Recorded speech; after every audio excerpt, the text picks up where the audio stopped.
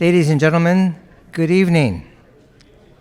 I'm Bob Estrada, President, Board of Directors, Lakeview Light Power.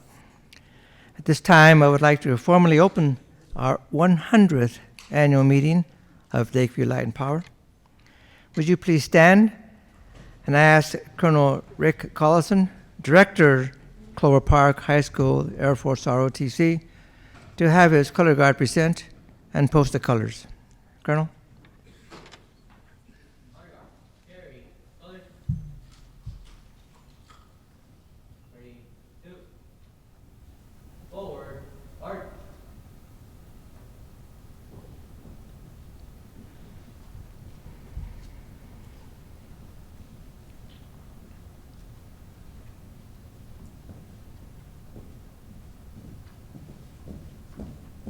Honor guard. Hold. Left. Face. Flags. Ready. Break.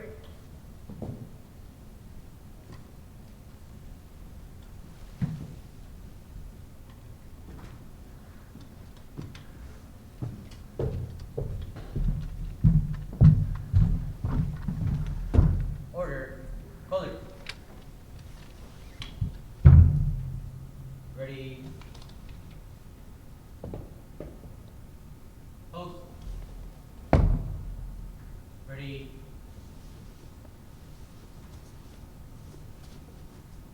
Two. Present. Arms.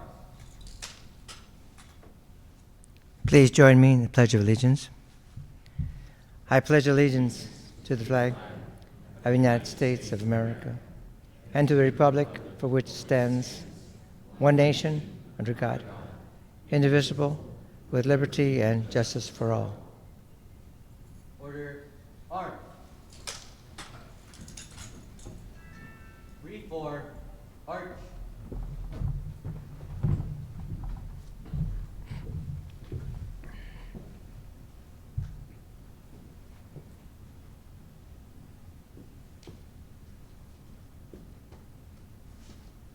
Left. Face. Forward. Arch.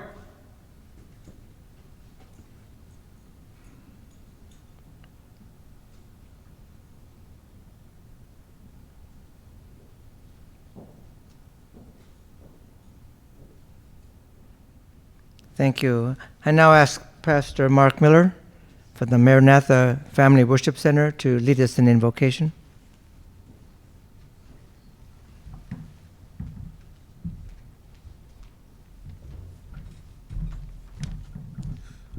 Would you please bow your heads? Lord, we celebrate the 100th anniversary of the Lakeview Light and Power. Over these many years, Lakeview has provided invaluable service to the community and the citizens of Lakewood. Father, this service could not be provided without dedicated efforts and joyous passion, hard work of the Lakeview professionals. Christ, these professionals are linemen, meter repairmen, and construction and office personnel, etc. Lord, keep them safe and free from harm as they continue to do the work that this community so desperately appreciates and values during this time of COVID. Lord, we celebrate them and this institution and ask you to bless their endeavors for another 100 years. Father, in your name we pray. Amen and amen.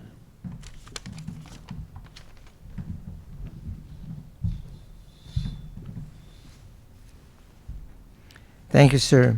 Please be seated. So again, I welcome you to Lakeview's 100th celebration and annual meeting. Hope you've enjoyed the refreshments. Now, the refreshments, food, they're going to be available until about 7:30. So if you decide to have more, and please do, you got to finish them before you leave. And do so with care and mindful of our speakers. Thank you. First, let me introduce our current board members. Seated are Alan Hart, Vice President, Linda McDermott, Secretary, Tom McDonald, Treasurer, and Avery Johnson, past President. In addition to Ms. McDermott and Mr. Johnson, I'd like to also introduce other board candidates. Ms. Sue Peterson, she's over there, and Mr. Robert Luth Johan, and he's right here in front of us. Thank you. So I want to thank you for coming, and we have other special guests that I'd like to introduce at this time. From Bonneville Power Administration, the CEO and Administrator, Mr. John Hairston. The Account Executive, Paul Muntz. And another Account Executive, Melanie Jackson. And our third Executive, Melissa Podeswa. We have from Northwest River Partners, the Executive Director, Kurt Miller. He's standing. Okay. And from the City of Lakewood, our City Manager, Mr. John Caulfield. He's over there in the corner. Okay. From Clover Park Technical College, President, Dr. Joyce Loveday. And she's over there also. Okay. And from Cable Houston, our attorney for Lakeview Light and Power, Mr. Tom Grimm. He's here. And we also have with us past director of Lakeview Light, Bob Shibik and his wife Sharon. And there they are over there. Okay. Retired operations superintendent of Lakeview Light and Power, Mark Hadman and his wife Lisa. Oh, way over there in the corner. Okay. And retired chief operations officer of Lakeview Light and Power, Bob Truesdale. And he's over there too. Please join me in thanking these guests for joining us this evening. Okay. I understand there's a few directors from other Pierce County cooperatives that they're in attendance. And there's that table over there. Would you all please stand and introduce yourselves, please? Elaine Walter from Parkland Light Water. Janet Dietrich, Parkland Light Water.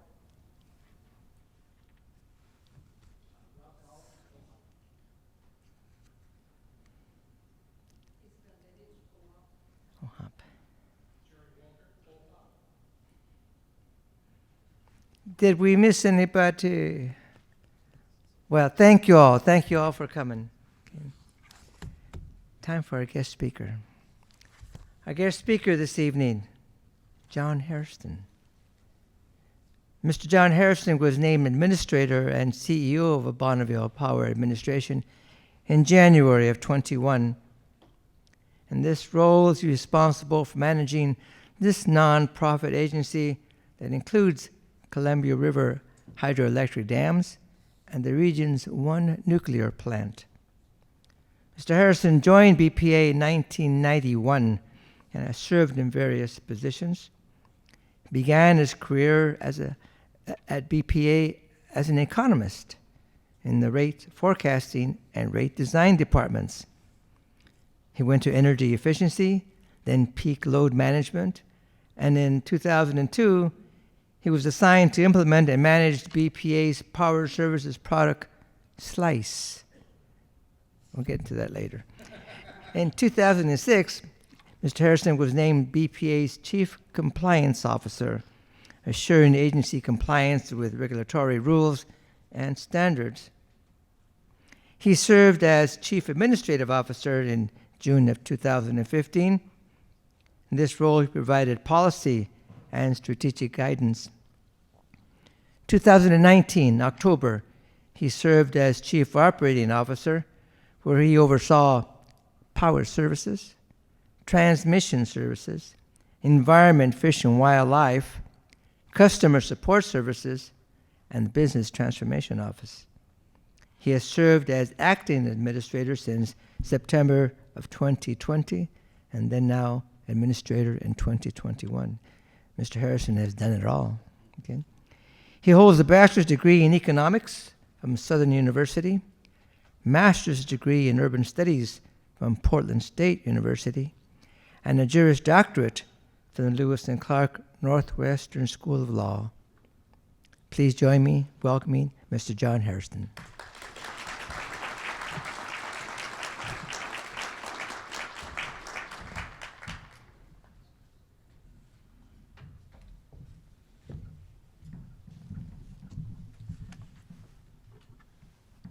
Hey, thank you for the introduction, and thanks for having me today.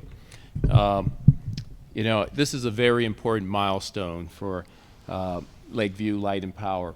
100 years, it's amazing. And, you know, I'm really proud to be able to be here and speak with you today. And I'm also really proud of the fact that Bonneville has been a partner with Lakeview for a number of years.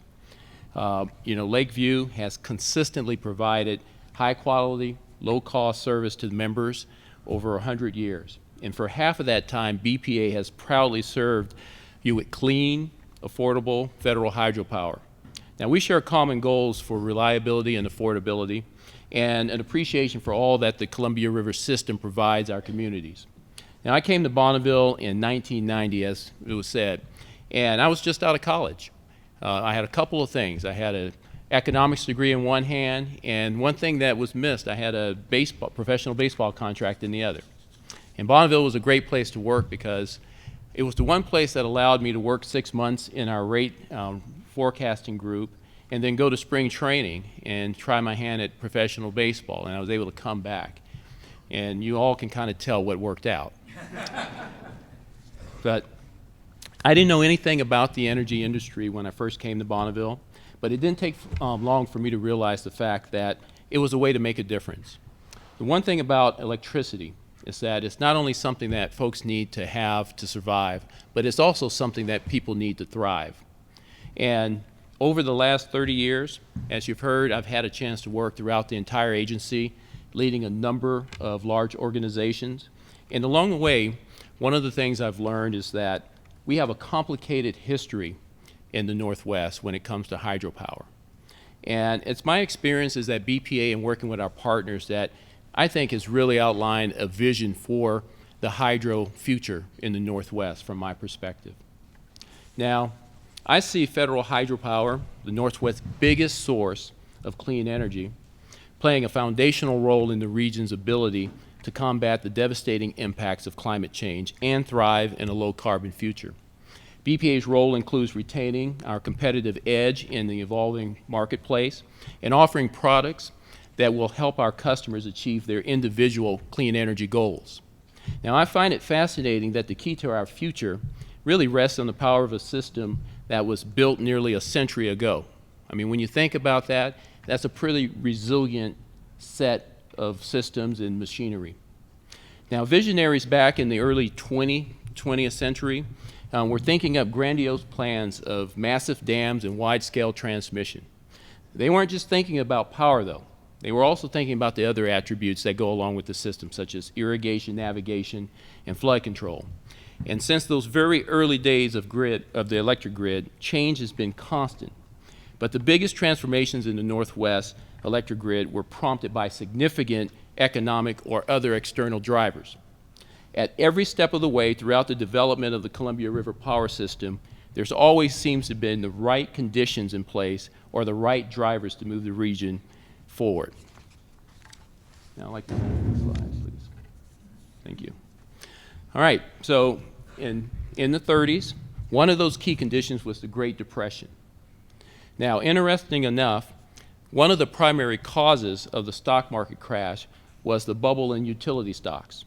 Now, private utilities of the time were highly leveraged and cash poor. This was, you know, about the time when folks began to think about public ownership of the electrical infrastructure. And, you know, it really made sense to Americans as we begin to transition out of the Great Depression. Next slide, please.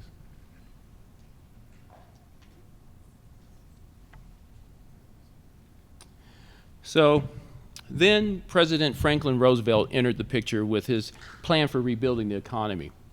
His New Deal for America included two huge projects in the Northwest, the Bonneville and Grand Coulee dams. Next slide, please. Now this photo shows FDR inspecting the Bonneville Dam, which took 3 years to build. It was built by the Army Corps engineers between 1934 and 1937. Now it didn't take long for the Bonneville Dam to prove its value. Even before the U.S. entered World War II, Columbia River hydropower enabled a ramp-up of aluminum production, and these new plants created aluminum and steel for planes, ships, and other war materials. Next slide, please. The new Alcoa plant in Vancouver produced as much aluminum as the entire rest of the nation before the war had started. And the U.S. victory over Germany and Japan was in large part due to the proximity and unlimited electric power available to these industries. Now, but after Bonneville and the Grand Coulee Dam were completed, major hydropower development in the Northwest kind of stalled. Now, while the continued development of the river had long been promised, the right conditions, as I had mentioned, just hadn't come along yet. But unfortunately, it took a major flood to change all of that. Next slide, please. In May of 1948, Memorial Weekend, heavy rains and late snow melt put a tremendous amount of pressure on both Coulee and Bonneville dams. The dams couldn't hold back all of the water, and an entire community, the community of Vanport, Oregon, was destroyed. The flood killed 54 people and left close to 18,000 homeless. Next slide. So here you can see the before and after. This disaster led to a decision to build more dams, primarily for flood control. And over the next few decades, the Northwest built federal hydro system of 31 dams, and it's the system that we know today. As you may know, BPA was created as a temporary agency in 1937 to market power from Bonneville Dam, which at the time was the only completed project. That temporary agency is still here 84 years later, of course. And the fact that the name was never changed means that, for me personally, I have to explain to all of my friends that I actually work downtown Portland and not physically at the Bonneville Dam in the gorge. And I got to tell you, if I had a dime for every time someone got that confused, I'd probably be retired by now. However, at that time, the bigger confusion was what exactly was Bonneville going to do. And, next slide, please. And it was the job of J.D. Ross, the first BPA administrator, to create what is known as the first agency vision. Now, Ross himself had an interesting past with a background as a superintendent of Seattle City Light, not too far away from here. And at Seattle City Light, he actually created a publicly owned dam system on the Skagit River. Now, later he worked for the Power Authority in New York, where he met then Governor FDR. Those two became friends, and Ross became an influential advisor to the president. Now, Ross died 18 months after FDR named him BP administrator, but I really feel he accomplished a lot during that short period of time. Now, he had a vision for true public power where everyone pays the same low-cost rate. Now, he truly believed in the public's right to own the power system generated from the Columbia River. Now, he once said, "A great river is a coal mine that never thins out and an oil well that never runs dry. The Columbia River will flow through those dams as long as rain falls and water flows downhill to the sea." Now, one of the things that I think, when you think about J.D. Ross, he really never saw the river as a commodity, or he saw it more as a valued piece of the region, a great renewable resource to be harnessed and used. Now, today, we have a more nuanced view of the river, one that includes the system impacts on Native American tribes and on environment, fish, and wildlife. But I really feel his vision was a hope-filled one. Now, especially for a newly growing part of the country, it was important, a place that was just emerging from the Great Depression. But I think a key for Ross was uniform rates for public power. Under his leadership, BPA created what was called postage stamp rates, which means that power purchased hundreds of miles away from Bonneville Dam cost the same as power sold to customers just a few miles away from it. Now, today, we're still benefiting from the vision of Ross and other early leaders. Next slide. Now, our system is like no other in the country. Hydro is our #1 energy resource. Now, that means that our air is clean, our power costs less than it does in other parts of the country, and it attracts businesses to the Northwest and promotes strong economies.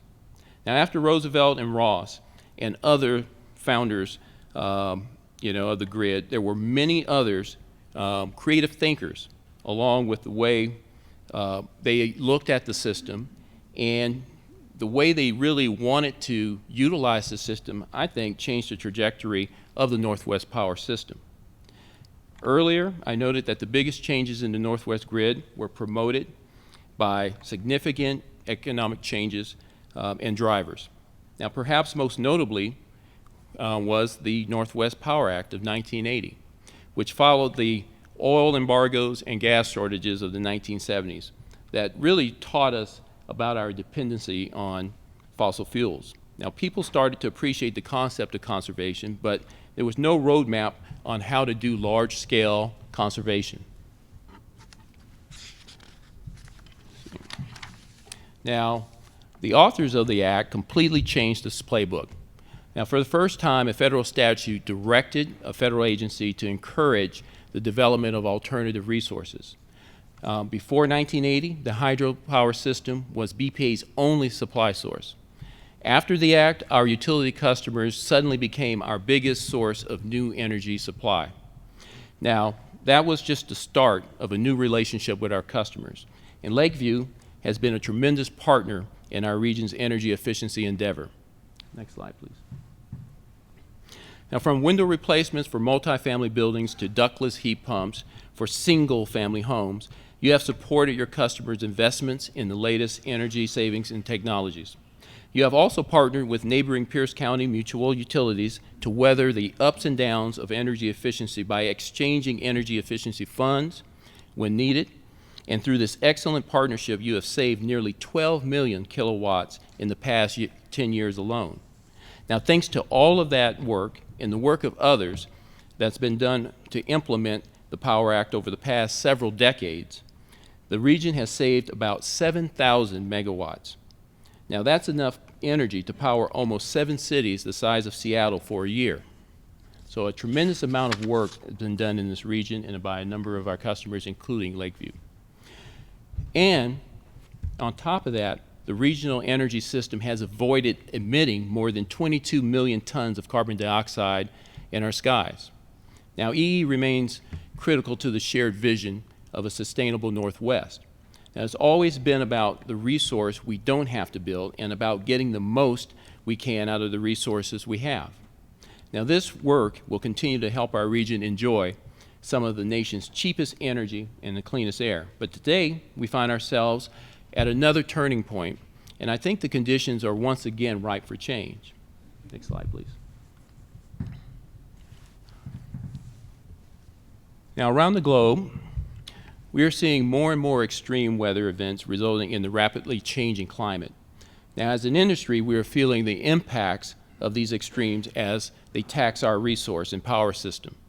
At the same time, we are relying less and less on carbon-emitting energy sources like coal and relying more and more on renewables. Now, in 1985, our region's coal plants were producing nearly 6,000 megawatts of energy. Since 2019, generation from coal plants have been declining, and by 2030, just 8 years from now, a total of nearly 5,000 megawatts of coal energy will be gone just in the Northwest alone. Now, coal plant retirements are driving down greenhouse gases, which is a good thing, but also leaving a gap where we used to have reliable, controllable resources that can meet our energy demands across all hours. Now, new carbon-free generating resources like wind and solar can produce significant amount of energy under the right conditions, but they do not share the long-term capacity attributes of the resources that they're replacing. Now, this is why hydropower is an essential resource as we move away from fossil fuels. Next slide, please. Now, hydropower is not only carbon-free, but it supplies valuable capacity and flexibility, making it the perfect partner to other renewables like wind and solar and allowing their seamless integration into the grid. Now, I've been pleased to see the tremendous level of collaboration in the West to solve this challenge. Now, only by pooling our resources and bringing the greatest minds of our industry together will we be able to effectively and efficiently meet our clean energy goals. Next slide. Now, I'd like to close with a final thought about the relationship BPA and Lakeview have and what we'll have as we move into the future. Now, it's really hard to believe that 14 years have gone by since we signed our 20-year regional dialogue contracts, which was the result of many years of negotiating with all of public power customers. Now, these contracts have helped us keep low-cost power benefits for the federal system in the region. It's provided certainty to you and your customers about long-term access and low-cost federal power. And today, we are discussing the next round of long-term contracts, and there's a lot at stake for the future of the Northwest. And I believe BPA is well positioned to help you meet all of your green energy needs. And also, we're looking to help you and your customers meet the challenges that lay ahead with all of the requirements in the Northwest. Now, for example, I know that our Washington utilities are focused on complying with the Clean Energy Transformation Act and Climate Commitment Act. Now, BPA continues to work with the state and our Washington utilities to develop workable rules and to facilitate BPA's ability to serve you and meet your needs. Now, through our engagement so far, we know that a lot of what we're currently offering in our contracts is working well. So we're not looking to start from scratch. But we do know that there's areas that we can do better and things that we can offer to further support our customers, particularly given the clean energy requirements that confront you. Now, BPA believes that we're well positioned to help you meet those goals now and in the future. Now, I'm looking forward to working with you through this process and preserving your access to the federal system and all of the benefits that it provides. But right now, I just want to thank you for having me come and celebrate this anniversary. And as I said, I look forward to working with Lakeview and all of our customers in setting a new future, one that will be hopefully more carbon-free and based on the hydro system that we currently have. So thank you very much. And like I said, happy anniversary. Yeah. So, Mr. Harrison, we'll take a few questions from you all. Just raise your hand or just speak up.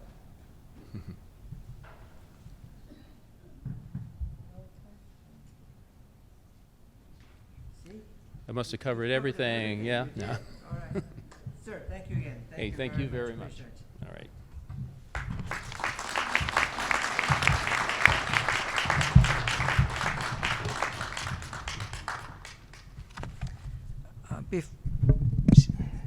Before I go any further, I was remiss. I make mistakes once in a while, and my mistake was not introducing our general manager, John DeVore. I mean, he's going to get me for this. I know. Sorry, John. Okay. Okay. Excuse me.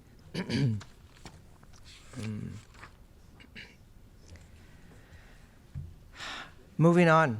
Since about 2000, well, since the year 2000, Lakeview has provided scholarships to members of Lakeview's family of high school seniors and students at Clover Park Technical College. To date, Lakeview has provided scholarships to 57 students, a value of approximately $125,000. To tell you more about the scholarship program and to introduce this year's scholarship recipients, Board Member and Secretary Linda McDermott.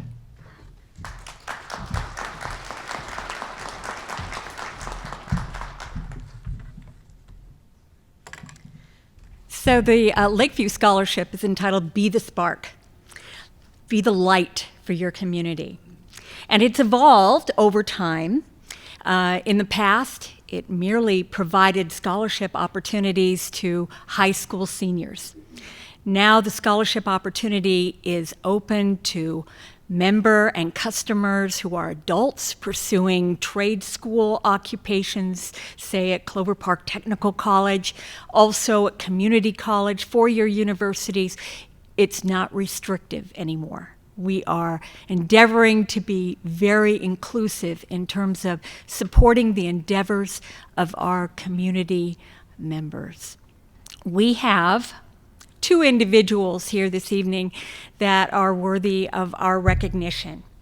The scholarship, as such, recognizes people of good character who have demonstrated academic excellence and who have a significant and sincere commitment to their community.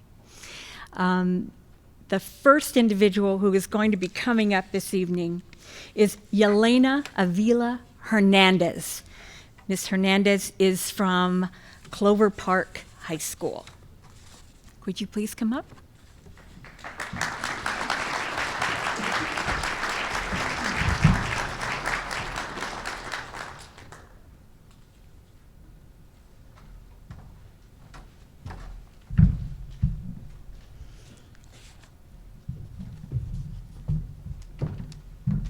Congratulations. Thank you very much. There you go. Good evening, everyone. My name is Yelena, and I am so honored to be receiving this scholarship. I want to take this time to thank the board members of Lakeview Light and Power for providing this life-changing opportunity to fund my college. I want to thank you all for supporting me and furthering my education and for making me believe that my dreams are possible. I was really surprised and excited when I received the news that I had won the scholarship. I had self-doubts that I was even worthy of winning any scholarships, but thank you all for believing in me. I want to introduce you all to my amazing and supportive Upward Bound family who is here with me today. Unfortunately, my parents could not make it here today with me due to their work, but I still wanted to acknowledge my parents' support that has put me in the position that I am in today. I am furthering my education at Tacoma Community College to receive my associate's degree, transfer to Washington State University to finish my psychology degree, and apply to my master's in counseling psychology to become a therapist. My dream is to become a support system for people who feel like they have no one to turn to when the world feels like it's crashing down. This scholarship is a relief off of my shoulders, as funding college has always been a constant issue. Again, I am very honored to be able to accept this scholarship. Thank you very much.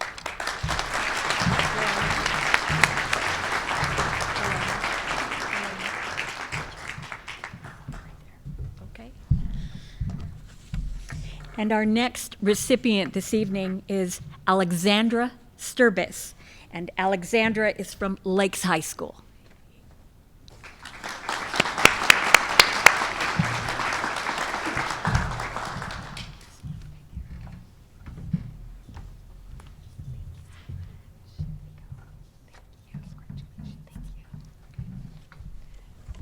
All right. First off, I just want to say a big thanks to Lakeview Light and Power for awarding me with the scholarship.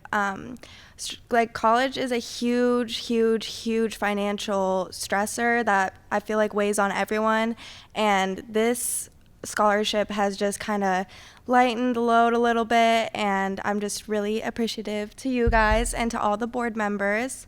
I also want to thank my parents, Dave Sturbis and Maria Sturbis, for supporting me through my academics. High school stuff is really stressful, especially through the pandemic, and I actually realized that I wanted to go into psychology because of the pandemic. During it, I felt like I was really alone, and I wanted a counselor to kind of talk about some things, and that's when I realized that I wanted to be that person for other people.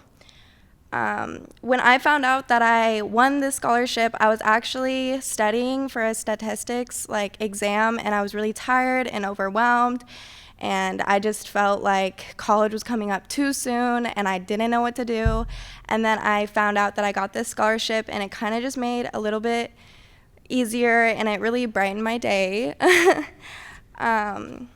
I've been accepted to Arizona State University and Washington State University.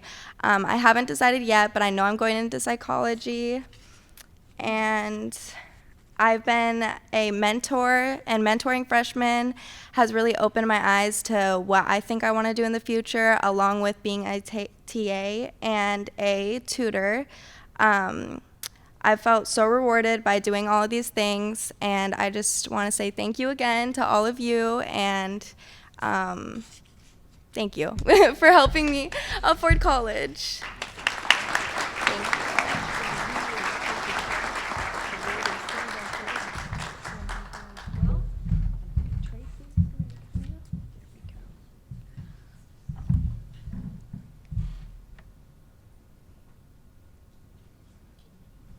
Thank you. Thank you. Thank you. Thank you very much.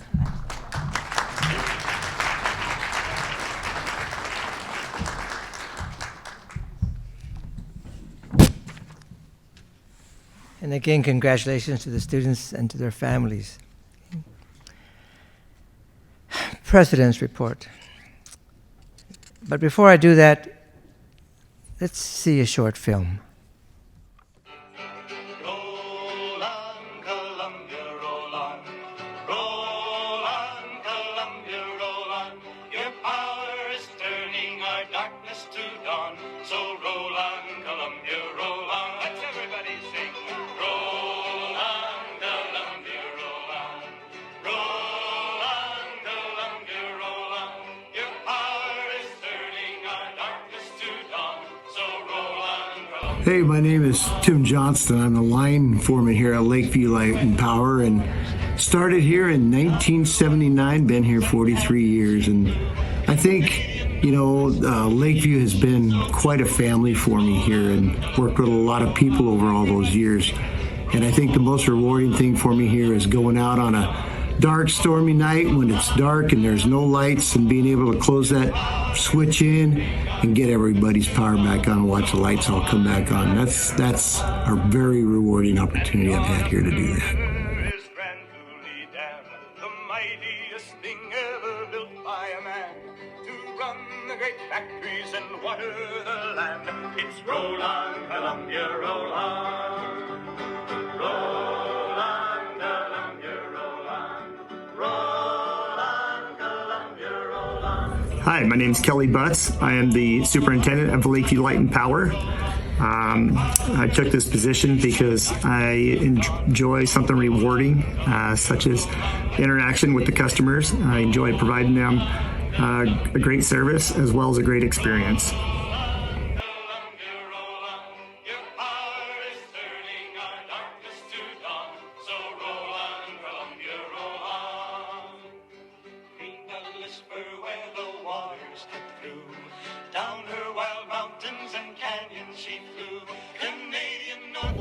Hi, I'm Wendy, and I'm the customer service lead. I've been here since 2006. One of the things that I find most rewarding about my job is this past couple of years with the pandemic is finding solutions for our customers in ways to help struggling families pay their bills. With the loss of jobs and just the hard times that people have had to face, we've been able to offer deferred payments, which has been a big help getting people on their feet, and also referring them to the different local agencies for energy assistance, so that seeing people be able to take the stress off by getting assistance in the deferred payment program has been a big help. Matching their strength against the river's wild flight. Through rapids and falls, they won the hard fight. Roll on. Hello, I'm Doris Warner, and I am the CFO here at Lakeview Light Power. I manage the customer service and accounting teams. A few things I like about working at Lakeview are the collaborated approach we have with our teams, GM, and board of directors. The consistent push to improve our customer service technology, and lastly, the consistent financial balance between keeping our rates low as possible, building our reserves for emergencies, and replacing our critical infrastructures to limit outages. Roll on, Columbia, roll on. Roll on, Columbia, roll on. Your power is turning our darkness to dawn. So roll on, Columbia, roll on. Let's everybody sing. Roll on, Columbia, roll on.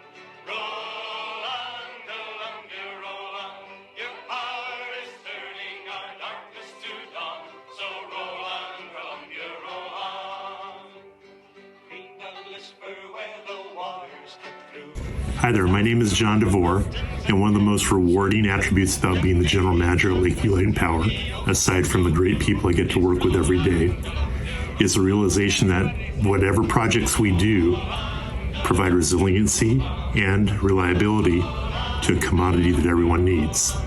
Much of the work we do is not only for this generation, but the generation to follow. Lakeview Light and Power has been looking to the future since 1922.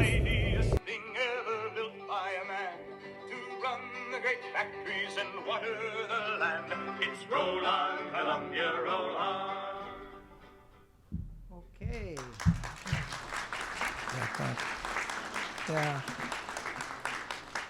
I thought that was pretty good too. I want to thank Heather Muir from Elegant Thistle Design for putting this together, and thank you, Heather. She's not with us tonight.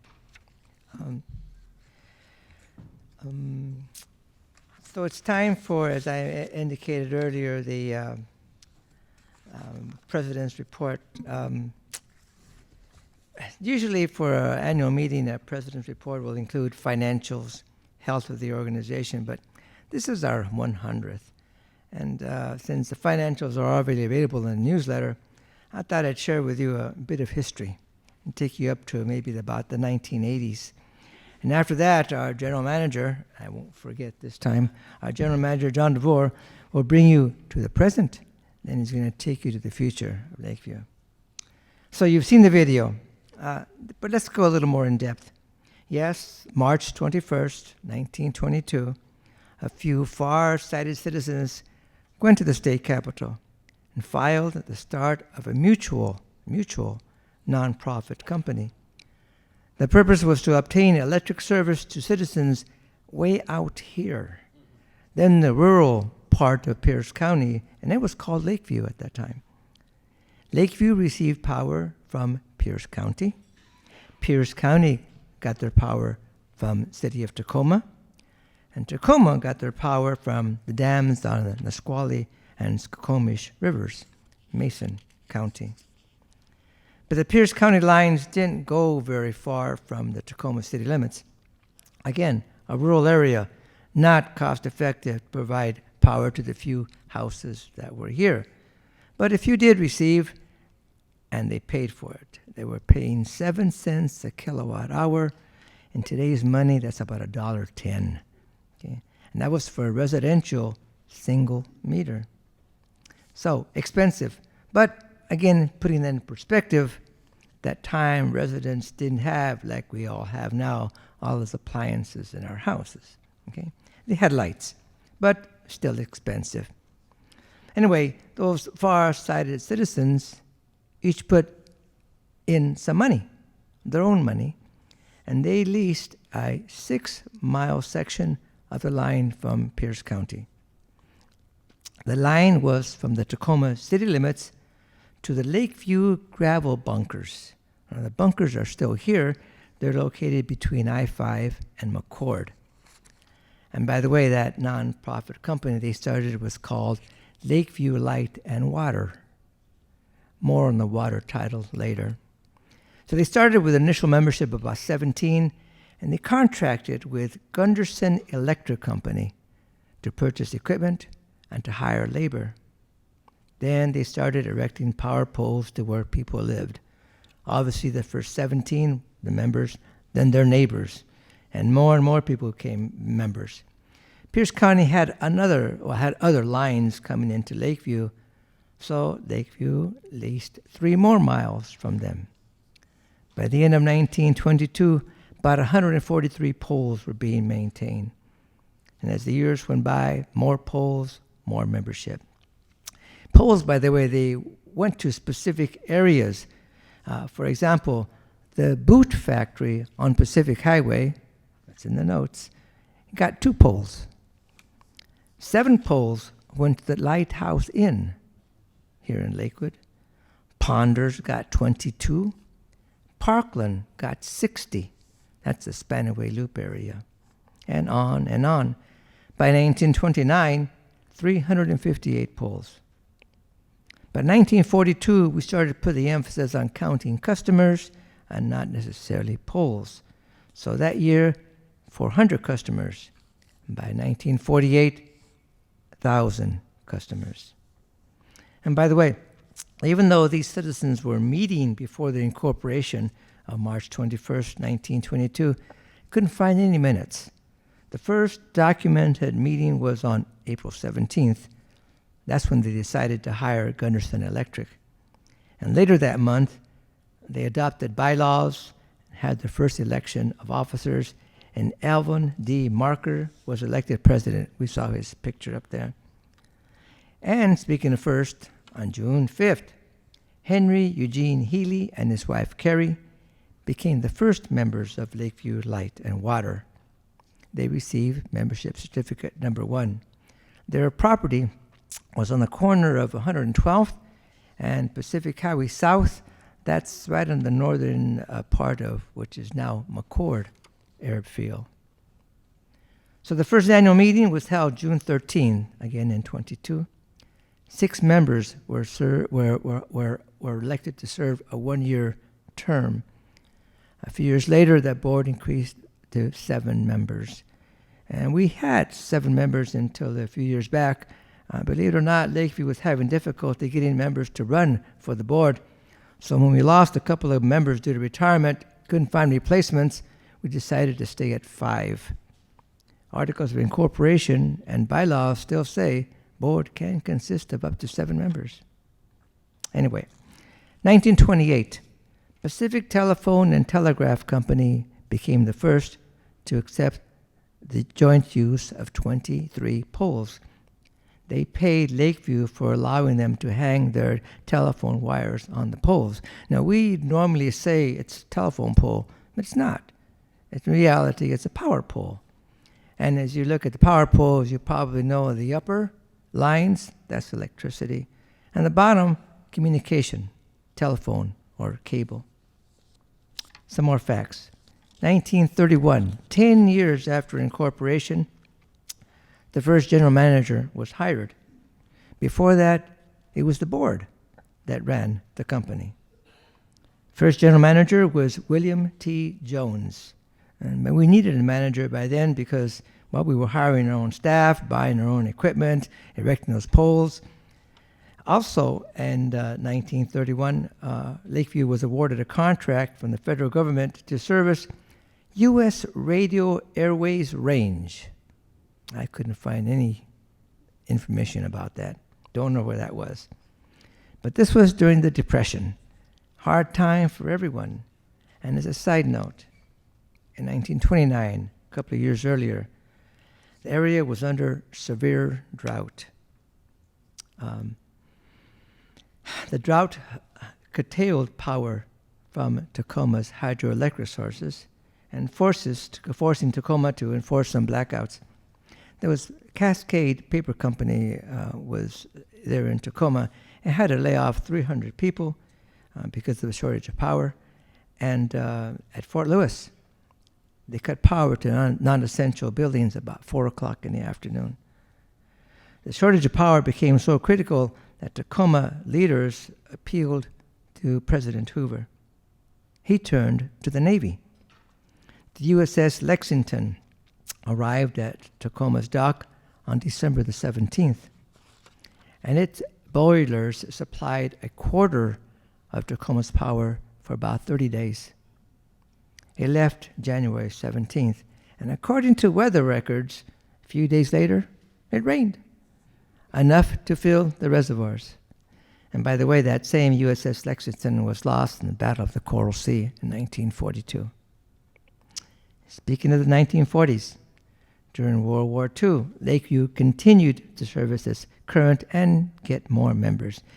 It began to service federal housing projects in June of 1944. And in November of 1944, the word water was dropped from the company name. 44, 22 to 44. Lakeview had never dealt with, nor was it authorized to deal in the distribution of water. There was a water district here in place. It provided the water, and it was also a bit confusing. People were coming to Lakeview to pay their water bill. So the Articles of Incorporation were amended. The name was now Lakeview Light and Power. Okay. 1947, Lakeview purchased a site on Pacific Highway Southwest for an office building, storage shed, garage, and a house for the general manager to live in. Don't get any ideas, John? The address was 11417 Pacific Highway Southwest. That property is just north of Lakewood Ford. And we were there until 1961, and then we moved to our current location. Another first, in 1968, Lakeview started placing their power lines underground. Okay, about 65% of our lines are underground. That's why we have few outages. And in '69, Lakeview also installed street lights for its members. A few years ago, the city of Lakewood took over that responsibility. Okay. A little earlier, I mentioned about rates. Well, we know that rates were high, again, in 1922, 7 cents per kilowatt hour.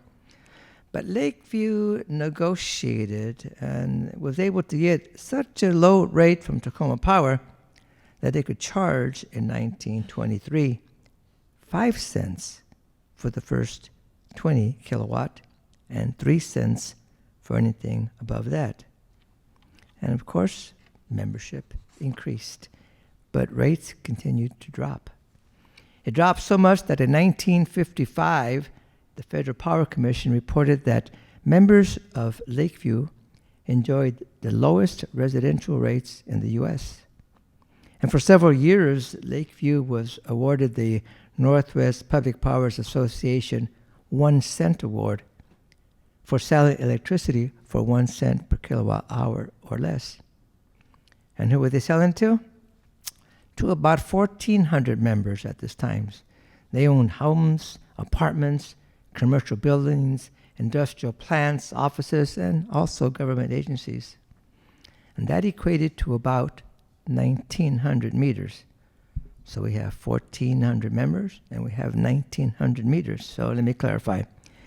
So each meter equates to a customer. Difference between meters and members is that some members own multi-family units, apartments, duplexes. One member, but many meters. Okay? So I digress again. So we were in the 1960s. Well, let's go to the 70s. 1970, the city of Tacoma wanted to annex the area known now as Lakewood. The concern was that Tacoma Light would want to purchase Lakeview Light. They had already purchased Loveland Mutual Power in East Pierce County. But as it turns out, the city of Tacoma did not pursue the annexation. And then, of course, in 1966, Lakewood became a city. Up until 1975, Lakeview bought its power from the city of Tacoma. But that year, Tacoma raised its rates a lot. But fortunately, the contract that Lakeview had with Tacoma stipulated that Lakewood could purchase power from other sources. So it did. And went to Bonneville, and he contracted with them. And as we heard Mr. Hairston say, that power comes from dams on the Columbia River. So the following year, 1976, after 54 years of service, we canceled the contract with the city of Tacoma and became full-service members of Bonneville Power Administration. Today, we purchase 100% of our power from Bonneville. In 1987, we became of age. Lakeview's billing system was computerized. We purchased an IBM system. Remember them? IBM systems. 32 computers we bought. And we're still growing. By 1989, membership was at 2,400. And today, we have 2,800 members, approximately 10,000 customers. Okay? One last thing I want to mention, managers. Okay? Past 100 years, Lakeview has had 6 general managers. First was William T. Jones, 35 years. Bob Eaton, 15 years. Don Geiselman, 18 years. Robin Rago, 15 years. Ray Greenberg, 2 years, and since 2016, John DeVore. So for the most part, we've had stability with our GMs, and that stability has really helped us grow. So I think I'll stop here. Many of you are already familiar with our history these past few years. So I hope I've given you kind of a glimpse of our earlier history, our growth, our service to members. And I thank you for your attention. So let me introduce John DeVore, who's going to take us to where we are now and where we want to go. John.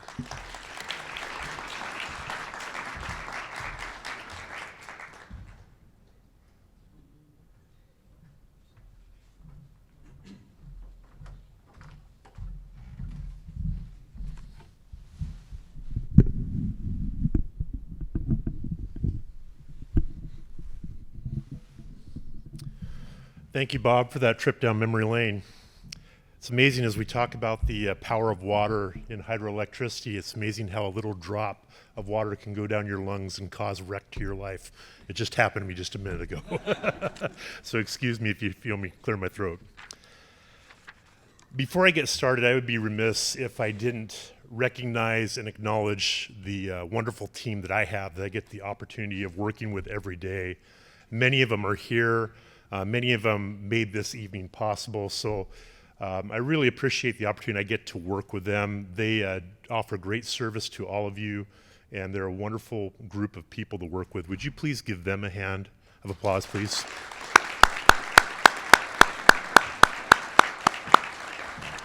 Thank you. I'll see if I can get this to work. Not working? Oh, is it on? That's always good to check. Yeah, it's on.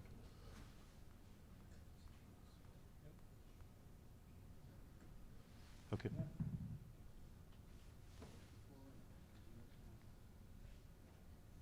Okay. I'll have you guys rotate the sides manually for me, please. So on the first slide, I wanted to give you a brief agenda of what I'm going to cover. As Bob indicated, I'm going to talk about the future of Lakewood, as we've already lived the luxury of 100 years of service to our community. We get to look forward to what's next. So I'd like to talk about our strategic plan and external forces that we have to contend with. I'll also talk about our strategic plan and the internal forces that we are looking at.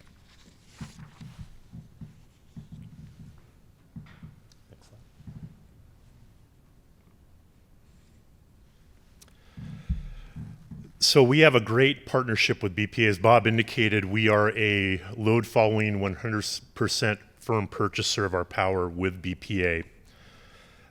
We do have an interesting juncture in our relationship right now as we're living towards the end of a 20-year purchase contract with BPA. We're in the midst of negotiating and collaborating with other utilities like OHOP and Parkland and other utilities in the state to decide what types of aspects of our contract we like and what things we'd like to see change. And so we appreciate BPA being willing to work with us and listen to us as we look forward to that next contract, which is a 20-year contract. This one that we're on started in 2008. It will culminate in 2028. So our next contract will be from 2028 to the year 2048. With that, we want to define our future needs. As you've heard me say in previous years, the utility industry is rapidly changing, maybe even more so in the last 5 to 10 years than it has in the last 90 years before that. One thing we are looking at is there are many utility companies in the state, bigger utility companies, that have their own generating resources. And as John Hairston indicated, some of those resources are being told that they cannot generate anymore because they're not clean, green energy resources. Those resources that are coal-fired or gas-fired generation. So as those utilities have to decrease those generating resources, they have to look elsewhere for their resources, and they will be looking to Bonneville, and they'll be looking to wind, they'll be looking to solar and other renewable resources. So that's an area of our market that's drastically changing right now that we really need to focus upon. Next slide, please. Resource adequacy and transmission capacity. The term resource adequacy is a buzzword in our industry. When you go to a utility meeting, you hear it said many times by many different people. What it essentially means is having enough power resource to fit the needs of our communities, making sure that as demands on the utility industry grow with the electrification of transportation, the possible removal of natural gas as a heating and cooking resource, that we have enough sustainable, reliable power to provide your needs in your homes and businesses. There are new loads that we're taking a look at as we look at the electrification of transportation right in our own backyard. In Lakeview service territory, we serve the Pierce Transit bus barn and also the Sound Transit Lakewood station. Both of those entities are looking at converting all of their transportation to electric power. And those are rather large loads, as I'll share in a slide here in a little bit. We're doing a rebuild of our Roy Miller 2 substation. We had an unused feeder number 6, that was just idle, not powering anything, that we tunneled underground and ran it over to Pierce Transit. And that is going to supply the electrical load for all of their buses when they convert to EV buses, which will include the current 40-foot buses they're using right now, and also 60-foot articulating buses that they'll be adding to their fleet over the next 10 to 12 years. Also, likewise, Sound Transit will be converting their diesel locomotives, which some of them are a hybrid. They have a little bit of electrical charge right now. They're going to be converting those to fully electric trains, as ferries are also being converted to solely electric-powered vehicles. So these are large demands, and that at the time that Sound Transit decides to go fully electric, we'll probably be looking at building a 5th substation just to provide their needs. That'll be anywhere from a 12 to 15 megavolt load. Undertaking the offensive, I wanted to mention this because it's an area that the utilities really haven't had a lot of skin in the game on, but recently we've really had to be involved in legislation at a state level and also at a federal level. As I mentioned before, there's a lot of clean energy legislation that has really great ambitions of creating a clean environment. However, the logic of providing reliable electricity is missing from the argument. We benefit from being a firm purchaser of power from Bonneville Power Administration, where 84% of our generation is from hydroelectric. 85% is hydroelectric, 11% is nuclear, and 4% is unspecified. And what unspecified means is it's bought in smaller chunks and maybe loses its tagging, but much of those purchases are even by green renewable resources. So most of our fuel mix is green in generation, and we need to make sure that we celebrate that. We need to make sure that we're vocal about that at Olympia and also at Washington, D.C. As you may have read in the news, there is a lot of motivation and effort right now to remove the 4 dams on the lower Snake River. That would be a monumentally poor decision for that to occur, and it will affect all of us drastically, potentially even leading us to experience some of the brownouts that California sees today. So we're fighting. We're taking the offensive with our organizations we belong to, making sure we're down in Olympia talking to our legislators, and also on Capitol Hill talking to our legislators in Washington, D.C., to make sure that they're educated about where our power comes from and that it's green and it's renewable and it's reliable, and we want to keep it that way. Last thing I want to address is, of course, which I said a little earlier, is heating resources. There's a lot of potential legislation, nothing passed this session, but it will be in future sessions, to remove natural gas as a clean heating and cooking resource. That will again require people to convert back to electric furnaces and electric stoves, which further exacerbates the demand on the electrical grid. Next slide, please. Regarding grid reliability and resiliency. So here you have a picture in the upper left-hand corner of work that's being done at our Roy Miller 2 substation.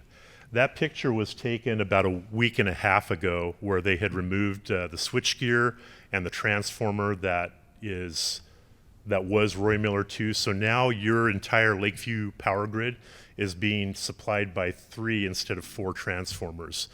Again, we have a very talented crew and a lot of switching and technology in our distribution grid that allows us to do that effectively without losing power and providing that to you.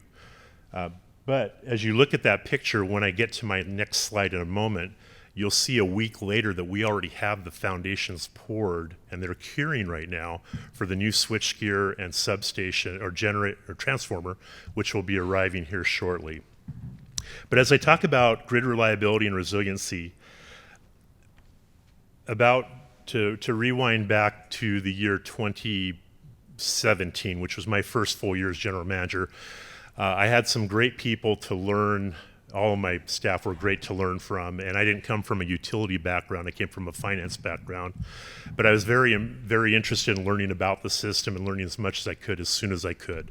One of the things I found out is we had 4 very aged substations that were going to need to be replaced eventually. They were on borrowed time, and we needed to develop a capital plan to replace those. And of course, because they're so expensive, you can't just replace them all at one time, and you can't take them all down at one time.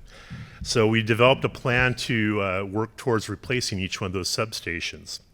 We did the first one in the year 2020. You guys remember what happened in 2020? That's right, COVID. Little did we know when we were preparing for that project that there was this massive pandemic that was going to happen, and all the upset condition that was going to cause. However, my staff was able to safely and economically and quickly rebuild a substation from the ground up, and most of the labor was provided by Lakeview Light and Power staff members. We came in at $300,000 under budget and only had 2 weeks of project creep. To me, that was an astounding achievement that they did. And of course, now we're in the middle of another rebuild, and I've asked them to dig deeper for this one. Of course, since 2020, we've seen quite a bit of inflation with costs. We've seen a lot of shortages with labor and transportation. But so far, with the Roy Miller 2 substation, which we took down in the middle of March, and we're already waiting for our transformer and new switchgear to come, we're expecting to have that completed at July 2022. But to give you an idea of how much inflation has happened, and fortunately we had the foresight of securing transformers for both the Roy Miller substations and lock them in on pricing that was last year. The cost to replace the Tyee substation was $1.7 million in 2020. The Roy Miller substation 2 years later is expected to run in the neighborhood of at least $2.5 million. And then on our future horizon, we have the replacement of Roy Miller 1, which is a substation on the same property that shares a switchgear. We'll do that in 2024, and then we'll also replace Lake Grove substation in the year 2026. So as I alluded to in the video, we get to do some great work because what we do now doesn't only impact us. It's not like mowing your lawn or something like that where you have to go and mow it next week. The work you do now, it lasts for the people who it serves now, but also the generations to come, and that's a rewarding part of our job. Next slide, please. So again, continuing on with grid reliability and resiliency, we created a rolling 5-year capital project plan in my first full year as general manager. Some of the things we take a look at are pole replacements. We like to make sure we have now, Bob mentioned we had hundreds of poles back in the history. We now have a little under 1,400 poles. So if we are at a pace of replacing those poles, they have about a 25-year life. If we replace 50 a year, it would take us, by the end of 28 years, we will have replaced all of our poles from start to finish. And that is our sometimes somewhat ambitious project to do, but we try to fit in 50 poles a year if the budget allows. Underground improvements and extensions. A lot of the cable, when you have a chance after the meeting, please do go over to the table and you can take a look at the technology that we used to use back in the days when we first started putting conductors underground. We used open concentric cable, which is conductor that has a wire on the outside. Of course, we didn't use conduit back then. We just directly buried it in the ground. When moisture gets to it after a while, that conductor tends to wear out and it starts to fail. So we're in the process of replacing all of those old pockets of that conductor that were buried directly and not in conduit, and we're replacing it with new cable that's a lot more efficient, it's a lot better built than it was back in the 70s. You'll see a couple of those samples over on the table if you go take a look. We've also replaced all of the fault indicators on our system this last year, and we've also added 300 additional fault indicators. Those are added and installed both underground in vaults and overhead, and they help our linemen when there's a power outage to go and kind of indicate where exactly the fault has occurred and to kind of tailor it down and find where they need to do the repairs and replacement, and allows them to really have a quick response to getting your power back on. Lastly, we haven't had to do any rate increase since the year 2018. That was the last time we had a rate increase. And at the time we did that cost of service analysis, we took a look at the future of replacing the substations, replacing 50 poles a year, replacing the direct underground cable, and worked that into developing a rate that would help sustain that and subsidize that. Lastly, it happened to be the first topic on here though, is managing the impacts from the pandemic, which include inflation, material scarcity. It's sometimes hard to get copper and other metals for building things like wire and substations. And then also the supply chain. As many of you know, when you go into stores, you see a lot of empty shelves. When we go to buy transformers for power poles, our suppliers have empty shelves. Sometimes there's a 50-week to 70-week wait just to get a 25 kVA transformer.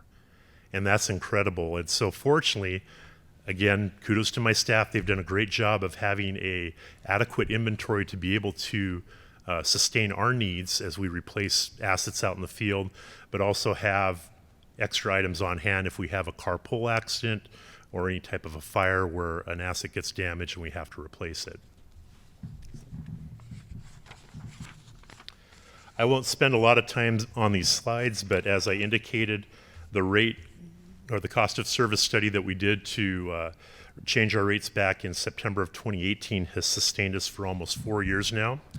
You'll see a comparison of our rates compared to Tacoma and Puget Sound Energy. We're pretty comparable.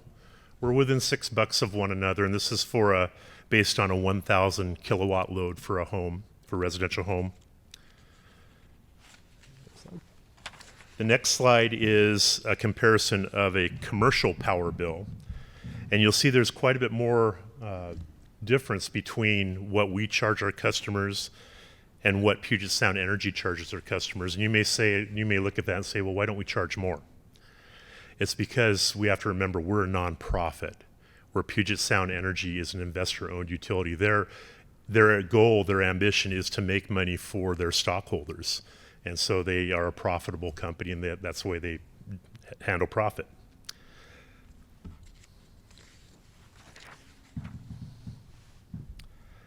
Next, I'd like to address succession planning. So as I talk about my great staff, we have a lot of people that are retiring for a small utility. We have 27 employees, 3 of which are part-time.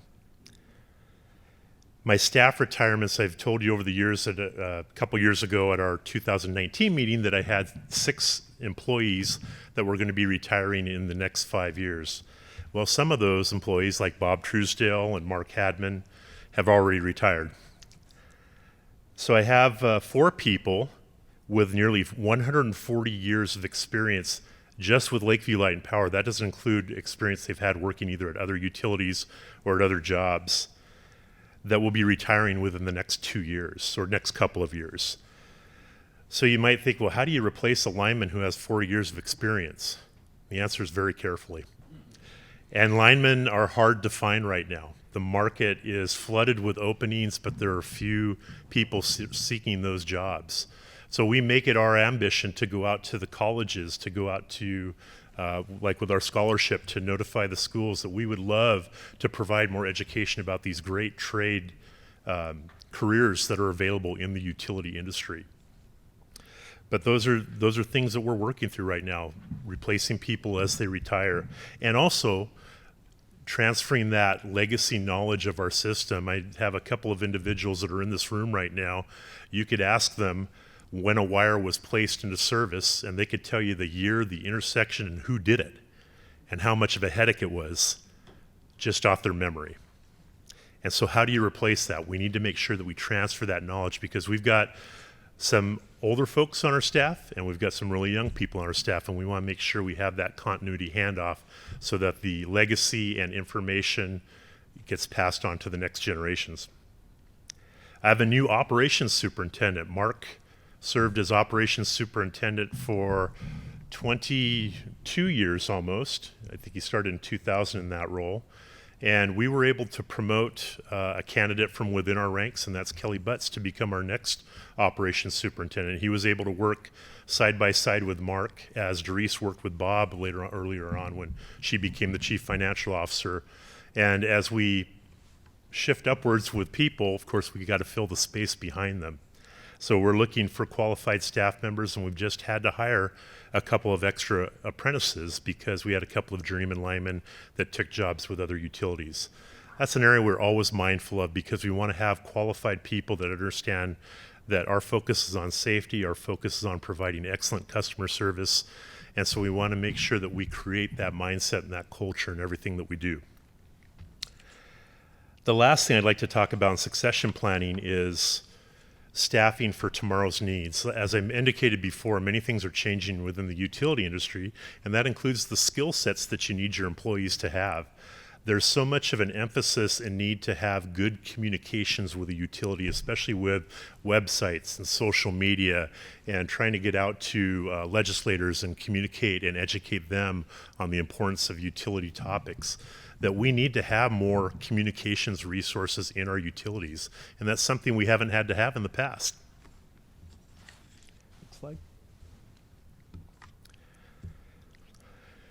Well, as Bob indicated before, back in 1987, they bought 32 computers for the first time and had an integrated system. Well, down the road, we're finally at a juncture where we're going to be replacing that system. It's been replaced before, but we're replacing it again, and we're using an enterprise system called NISC, and we're looking forward to it. It's a lot of work to transition from the system we have now to the new system, but we're in the process of doing that. Our financial, work order, and inventory modules will go live this May, in a couple months, or next month, end of next month.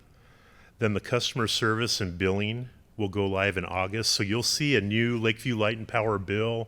You'll have new tools available as a member or customer of Lakeview Light and Power, where you'll be able to go in and see your account and manage how you get your communications. It's really, really nice, but there is a lot of work to make those modules transition from one system to the next. And then finally, we'll be converting our mapping and introducing an outage management system in November of this year.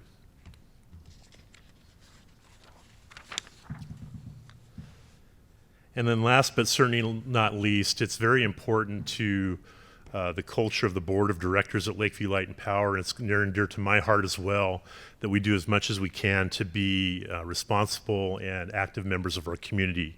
And that includes providing financial assistance, or sometimes just some labor, some raw labor that people need to help them out in our community.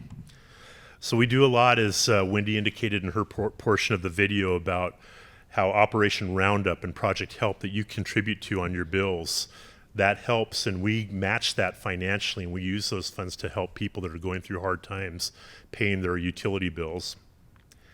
We've also worked with people through COVID on arrearages. Many people, because of the governor's moratorium on utility payments, not to mention rent payments and every other payment, people stacked up these huge financial burdens for them with utility bills and back rent and everything you can think of.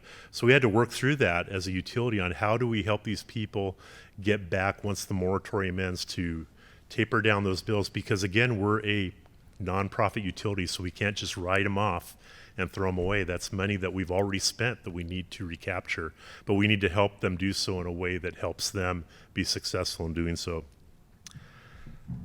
Linda talked about the Be the Spark Scholarship and how we're offering that to both not only the university students, but also to community college and to trade school students.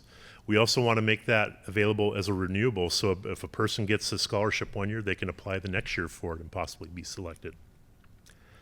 We do a lot with area churches on holiday meal baskets during Thanksgiving and Christmas, both with bringing the food in. We go over and help assemble the baskets, help get it transported out to where it needs to go. We volunteer at Emergency Food Network over off 93rd and South Tacoma Way.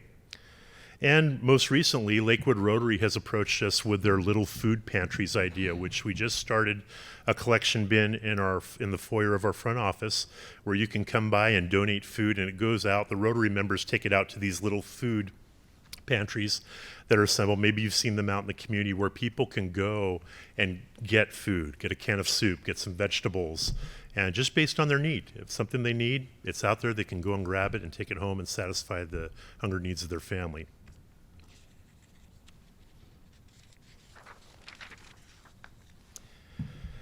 In closing, the utility industry continues to experience rapid change. Where we once thought conservation and energy efficiency would displace some of our electrical needs, our dependency has become actually greater. More than ever, we need clean, renewable, dispatchable power as much as we ever did before.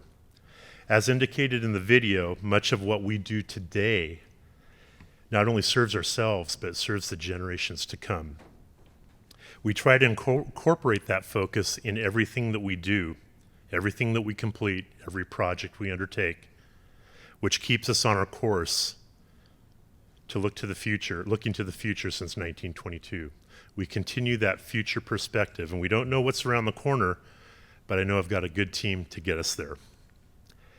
If you haven't had an opportunity to take a look at the display tables and talk with some of our guests here, please take an opportunity after the meeting adjourns to do that. They have a lot of great information. They'd love to talk with you and teach you more about what we do and how we do it.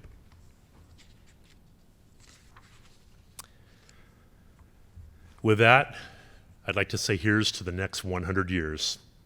If you have any further questions, feel free to email me, or you can talk to me after the meeting. I'd love to talk with you. I want to thank you for being here. This is a very special evening for us, a special milestone, and I'm glad that you could be here with us to celebrate it. Thank you very much.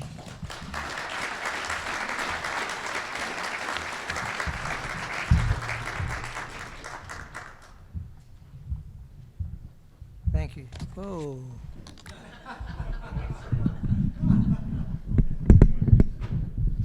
There's advantages of being small. But now I can't fix this.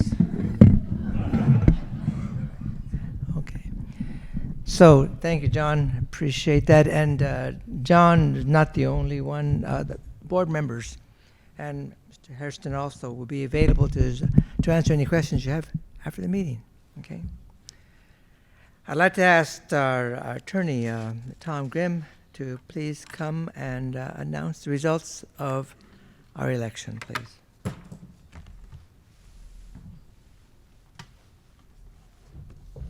Thanks for adjusting that height, Bob. We're about good. So let's see who's going to be on the board of directors for the 100th year of the utility. This year we had 2 director positions up for election. The candidates for the open positions are Avery Johnson, Sue Kell-Peterson, Linda McDermott, and Robert Lute Johan. I reviewed the certified results, and the 2 candidates receiving the most votes this year are Avery Johnson and Linda McDermott. Congratulations, Avery and Linda, and thank you all for participating in your interest in being a director. Thank you.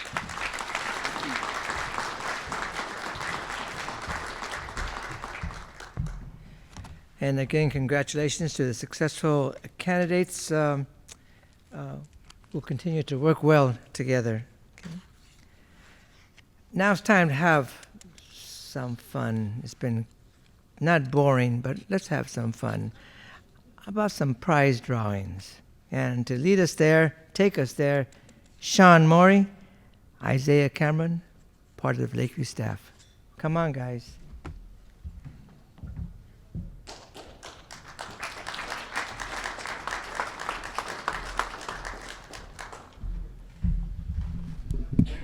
And just one quick announcement before you leave today. There's still a lot of food back there, really good food. So Cars has graciously boxed that up. So if you'd like to take a take-home box with you, please feel free to do so. We want to make sure that all the food goes, all the beverages go, because then we don't have to take them back to Lakeview. Thanks.